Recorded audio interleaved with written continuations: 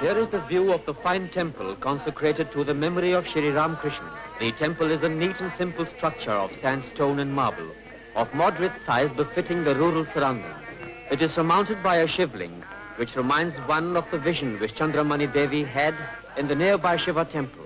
A marble statue of Shri Ram Krishna, 2.5 feet in height, is installed on a marble pedestal, on the front face of which are engraved a primitive husking machine and an oven, symbolizing the homely husking shed where the Prophet was born. At the entrance of this temple is eagerly waiting the vast multitude of people to pay their respectful homage.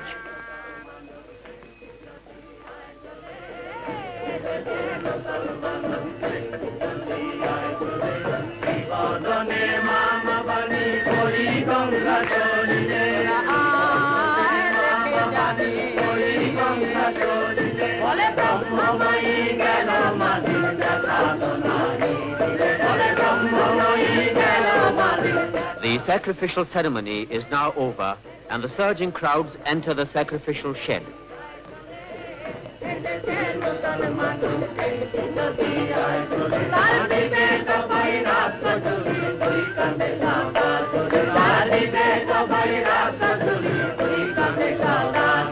Still, they're coming in their thousands.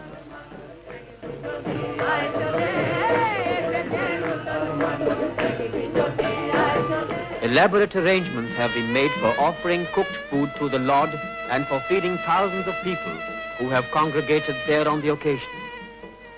Vegetables, utensils and rations have already been stored. In a temporary shed, cooking is going on in full swing and volunteers are busy helping the cooks. The cooked rice is piled up. In short, no pains are spared to make the feeding of such a large number in an out-of-the-way village a complete success.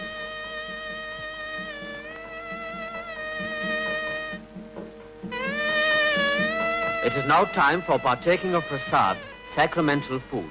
People make their way towards the gate of the dining hall, enter it quietly in batches and take their seats. Food is served in a simple fashion, and about 8,000 people are sumptuously fed. On the following day, the memorable occasion comes to a close.